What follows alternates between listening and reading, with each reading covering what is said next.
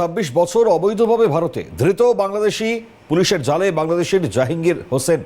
যেমনটা জানা যাচ্ছে, বাংলাদেশের জাহাঙ্গীরের আইডি কার্ড বর্তমানে জাহাঙ্গীর হোসেনের আদি বাড়ি সাতক্ষীরা। গোপন সূত্রে খবর পেয়ে রাতে তল্লাশি আর তাতেই গ্রেপ্তার। সাতক্ষীরার বাসিন্দায় জাহাঙ্গীর হোসেন, তার আদি বাড়ি যেমনটা জানতে পারা যাচ্ছে। 26 বছর অবৈধ ভারতে এই ব্যক্তি থাকেন। ইতিমধ্যেই তাকে গ্রেপ্তার করা হয়েছে। পুলিশের জালে বাংলাদেশের জাহাঙ্গীর হোসেন। দাদা, বাড়ি কোথায় আপনার? বাকড়ায়। আগে কোথায় ছিলেন আপনি? বাকড়াই। কি নাম তোমার? জাহাঙ্গীর গাজী। কে আপনার বাড়ি তো বাংলাদেশে? না না, বাংলাদেশে। আমি এই 26 বছর। একে একে ধরপাকড় চলছে। এদিকে হাকিমপুর সীমান্ত, সেখান থেকেও গ্রেপ্তার 5, ধৃত 2 বাংলাদেশি এবং 3 জন ভারতীয় দালাল।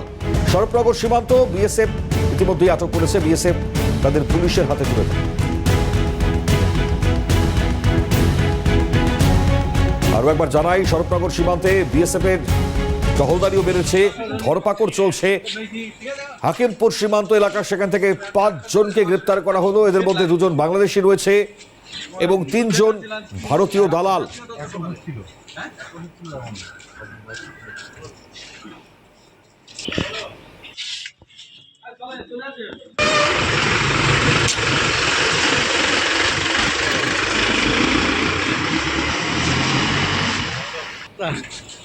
যেমনটা ছবি দেখাচ্ছি আপনাদের, সরবরাগর সীমান্ত থেকে 5 জনকে গ্রেপ্তার।